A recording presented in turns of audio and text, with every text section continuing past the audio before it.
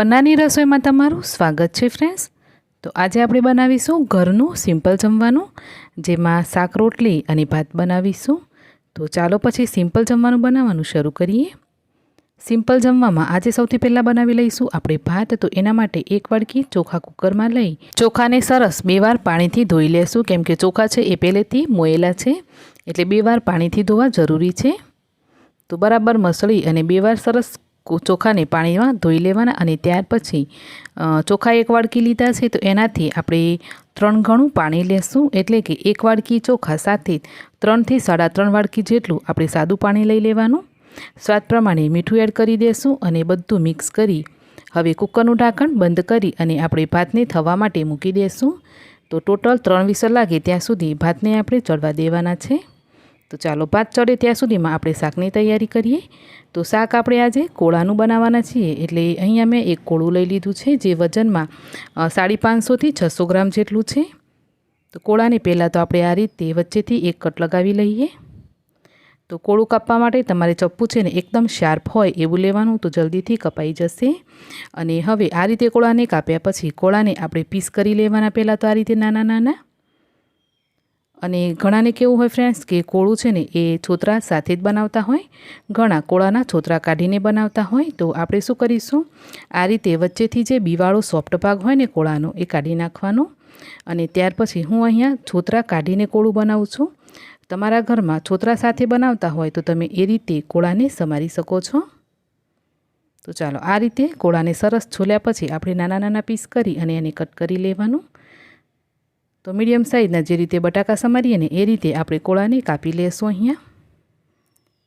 તો મેં અહીંયા ટોટલ બધા જ કોળાને કટ કરીને તૈયાર કરી લીધું છે। હવે આપણે શાકનો વઘાર કરીએ ને એના પહેલાં આપણે મસાલો બનાવી લેશું। તો આ રીતે મસાલો વાટી અને પછી કોળાનું શાક બનાવીશું ને તો કોળાનું શાક ખાવામાં સ્વાદિષ્ટ બનશે। તો અહીંયા મસાલો બનાવવા માટે આપણે ખાયણી દસ્તો લઈ લેશું। એની અંદર 1 લીલું મરચું, થોડા લસણની કળી અને 1 ઇંચ જેટલો આદુનો ટુકડો લેશું અને થોડું મીઠું નાખી અને વાટી લેશું। મીઠું નાખવાથી મસાલો જલ્દીથી વટાઈ જશે। તો આ રીતે થોડો દરદરો રહે ને એ રીતે આપણે આ બધું જ વાટી અને તૈયાર કરી લેવાનું છે। અહીંયા આપણે કોળું સમાર્યું અને કોળાના શાક માટે મસાલો તૈયાર કર્યો ત્યાં સુધીમાં આપણે જે ભાત મૂક્યા હતા એ ભાત પણ આપણા સરસ ચડીને તૈયાર થઈ ગયા છે।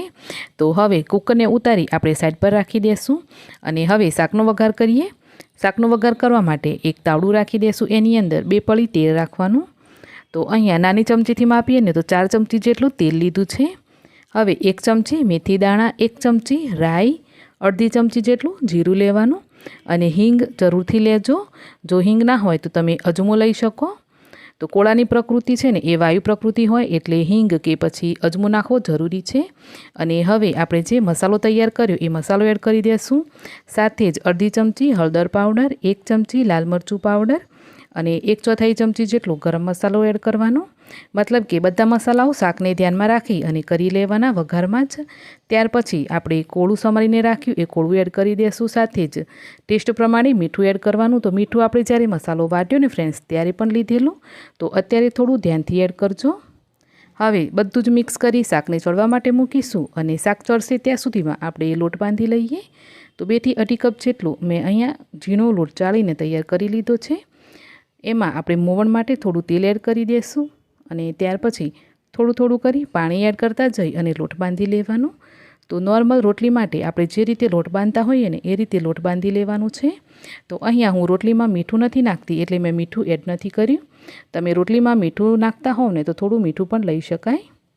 તો ચાલો લોટ બંધાઈ ગયો છે। તો હવે થોડું આપણે તેલવાળો હાથ કરી અને ફરીથી લોટને એકવાર મસળી લઈએ અને લોટને ઢાંકી અને 10 મિનિટ માટે સાઈડ પર રાખી દઈશું અને 10 મિનિટ પછી રોટલી બનાવશું। ત્યાં સુધીમાં આપણે શાકને જોઈ લઈએ। તો અહીંયા આપણું કોળાનું શાક પણ 50% જેવું સરસ ચડી ગયું છે। તો વચ્ચે વચ્ચે આ રીતે એને ફેરવતા રહેવાનું અને એમ કરતાં જઈને 6 થી 7 મિનિટ માટે તમે કોળાને આ રીતે ઢાંકીને ચડાવશો ને એટલે સરસ કોળું ચડી જશે। તો અહીંયા મેં કોળાનું શાક ચાખીને જોયું ને તો મને થોડું મીઠામાં મોળું લાગ્યું, તો મેં મીઠું નાખ્યું અને તીખાસમાં પણ થોડું મોળું લાગ્યું, તો થોડું લાલ મરચું પાવડર પણ એડ કર્યો છે। અને હવે ફરીથી બધું જ મિક્સ કરી 2 થી 3 મિનિટ માટે રહેવા દેશું। બીજી 2 થી 3 મિનિટ માટે રહેવા દીધું તો શાક અહીંયા આપણું તૈયાર થઈ ગયું છે। તો ચાલો આપણું ચટપટું કોળાનું સિઝનેબલ શાક બનીને તૈયાર છે ફ્રેન્ડ્સ।